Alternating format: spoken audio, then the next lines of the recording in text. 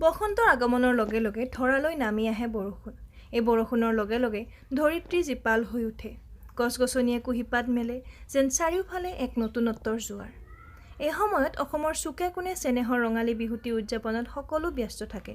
ঠিক এই সময়তে ধৰালৈ নামি আহে দুৰ্গা মা। এনে লাগে যেন প্ৰকৃতিৰ এনে সুন্দৰ জীপাল ৰূপ দেখি তেওঁ ৰ'বই নোৱাৰে। এই বসন্তকালতেই অৰ্থাৎ চ'ত আৰু বহাগ মাহত মা দুৰ্গা ধৰালৈ আহে, যেনেদৰে শৰৎকালত দুৰ্গা মা আহে। এই সময়ৰ পূজাক অসমত বাসন্তী পূজা নাম দিয়া হৈছে। বসন্তকালত হোৱা পূজা বাবে মাৰ নামো বাসন্তী।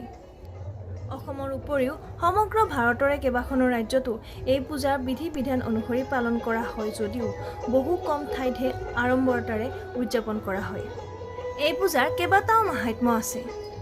এটা সময়ত মহিষাসুৰৰ উৎপাতত অতিষ্ঠ হৈ দেৱতাসকলে মা দুৰ্গাক প্ৰাৰ্থনা কৰিছিল আৰু দেৱতাসকলৰ প্ৰাৰ্থনা শুনি মা দুৰ্গাই তেওঁৰ 9টা ৰূপ ধাৰণ কৰি মহিষাসুৰক বধ কৰিছিল।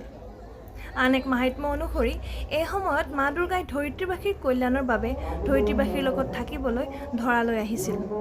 আৰু প্ৰাকৃতিকভাৱে যদি আমি চাওঁ, এই সময়ত 2টা ঋতুৰ সন্ধিক্ষণত প্ৰকৃতিৰ যি সালসলনি হয়, ইয়াৰ লগত নিজকে খাপ খুৱাবলৈ 9 দিন ব্ৰত ৰখা হয়। আৰু এই দুৰ্গা পূজা বা বাসন্তী পূজাত কুমাৰী পূজাৰো এক বিশেষ মাহাত্ম্য আছে। এবাৰ দেৱৰাজ ইন্দ্ৰই ব্ৰহ্মাদেৱক মা দুৰ্গাক প্ৰসন্ন কৰাৰ উপায় বিচাৰিছিল। তেতিয়া ব্ৰহ্মাদেৱে কুমাৰী কন্যাক পূজন কৰিবলৈ উপদেশ দিছিল। তেওঁ কৈছিল, কুমাৰী কন্যাক শ্ৰদ্ধা আৰু বিশ্বাসেৰে পূজা কৰিলে মা দুৰ্গা অতি সোনকালে সন্তুষ্ট হয় আৰু তেতিয়াৰ পৰাই কুমাৰী পূজাৰ প্ৰচলন চলি আহিছে। দৰং জিলাৰ ঐতিহ্যপূৰ্ণ পাটিদৰং অৰ্ধনাৰীশ্বৰ শিৱ মন্দিৰত কাহানিবাৰ পৰাই এই বাসন্তী পূজা উদযাপন কৰি আহিছে। সৰুৰে পৰাই এই পূজাখনৰ প্ৰতি এক বিশেষ টান আছে। সৰুতে মামাহঁতৰ ঘৰত পূজা বুলি 3-4 দিনকৈ থকাকৈ যোৱা হয়। আৰু প্ৰতিটো মুহূৰ্ততে পূজাৰ লগত জড়িত হৈ কি যে এক ফূৰ্তি।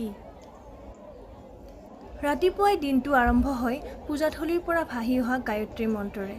তাৰপিছত দিনটো কাৰো কতো যেন তৰণি নাই। কুমাৰী পূজাৰ কথাটোতো আৰু সুকীয়া। আইতাই লৈ গৈ বহাই দিয়ে কুমাৰী হ'বলৈ।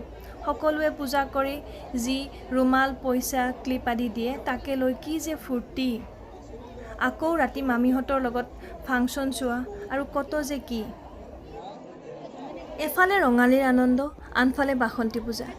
এইখিনি সময় এই অঞ্চলবাসীৰ বাবে এক বিশেষ ভাল লগা সময়। আকৌ যিহেতু এইখিনি সময় হৈছে অসমীয়া নৱবৰ্ষৰ আৰম্ভণি আৰু এইখিনি সময়তে মা দুৰ্গা আহিছে আমাক সকলোকে আশীৰ্বাদ কৰিবলৈ, তাতকে আৰু জানো কিবা লাগে।